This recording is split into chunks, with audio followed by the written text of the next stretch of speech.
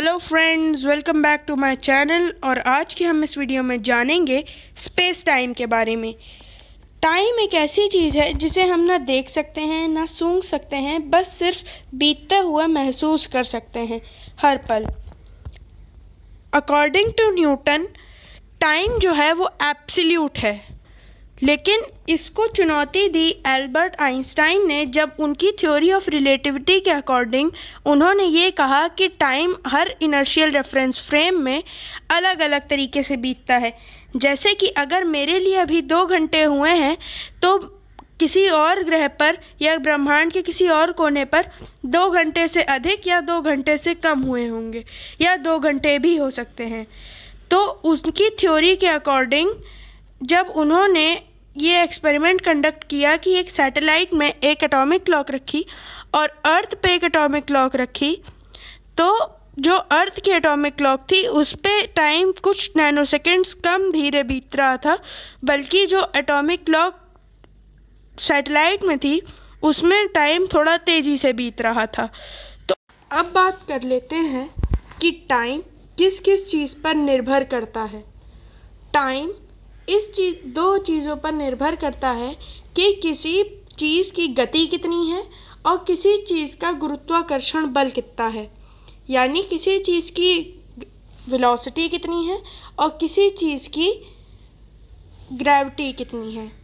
तो जितनी ज़्यादा किसी चीज़ की ग्रेविटी होगी उतनी ज़्यादा किसी चीज़ की उतना ही कम धीरे टाइम बीतेगा, और जितनी ज़्यादा किसी चीज़ की स्पीड होगी उतना ही धीरे उसके लिए वक्त बीतेगा।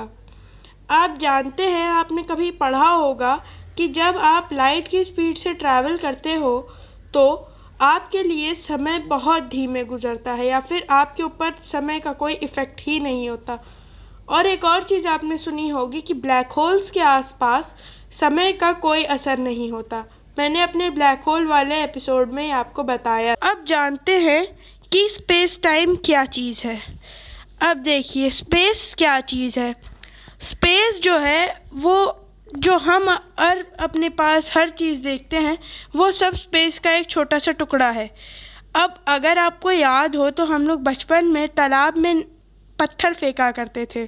तो जब हम लोग पत्थर फेंकते हैं तालाब में तो उसका कोण कुछ इस तरीके से आता है।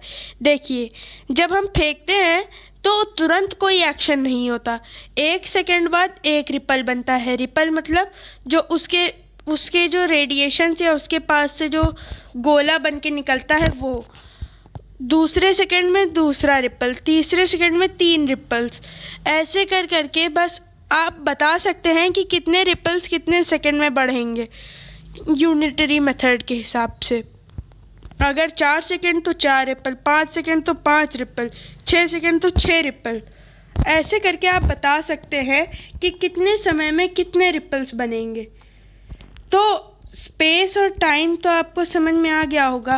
अब देखिए, अगर हम स्पेस टाइम को उल्टा कर देते हैं तो हम उसकी चीज़ से जो हमने एक्शन किया उससे पहले का भी हम निकाल सकते हैं कि उससे पहले क्या हो रहा था। बिग बैंग इसका सबसे बड़ा उदाहरण है।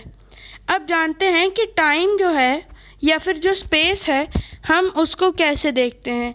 हम हर चीज़ को स्पेस में 3 डायमेंशंस में बताते हैं, एक्स एक्सिस, वाई एक्सिस और जेड एक्सिस, जो कि है हमारा 3D शेप या फिर 3D शेप, जैसे कि क्यूब, क्यूबॉइड, कोन, ये सब जो हैं ये सब एक्स एक्सिस, वाई एक्सिस और जेड एक्सिस में ड्रॉ होते हैं। अब जानते हैं कि टाइम क्या है। टाइम जो है वो 4th डायमेंशन हम लोग उसको बोलते हैं। 4th डायमेंशन इसलिए क्योंकि उसमें टाइम जो है वो किसी और चीज़ में नहीं आता, वो 4th डायमेंशन में आता है। तो टाइम जो है वो 4th डायमेंशन है, और हम 4th डायमेंशन की कल्पना नहीं कर सकते, इसलिए हम टाइम को 2 डायमेंशन में देते हैं, जिसमें है स्पेस और टाइम। हम इसको ऐसे लेते हैं। अब हम लोग जानते हैं कि अगर हम स्पेस और टाइम किसी को बताते हैं तो उस ग्राफ कुछ ऐसा बनता है, वो स्लैंटिंग डायरेक्शन में जाता है।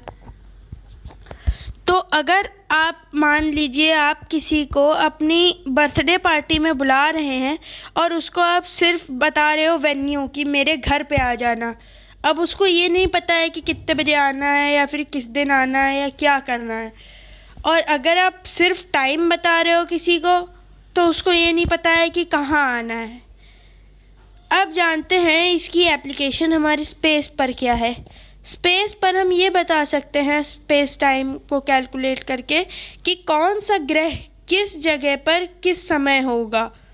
जैसा कि मैंने आपको पिछले 2 ग्राफों में दिखाया कि टाइम और स्पेस को हम कंबाइन करके किसी भी चीज़ का समय निकाल सकते हैं और किसी भी चीज़ की स्पेस निकाल सकते हैं, जगह निकाल सकते हैं कि वो कौन सी डायरेक्शन में कहाँ होगा। तो ये देखिए, अर्थ भी घूम रही है, वीनस भी घूम रहे हैं, सारे प्लैनेट्स घूम रहे हैं। तो हम ये बोल सकते हैं कि अर्थ जो है सन का चक्कर 365.25 डेज़ में लगाती है।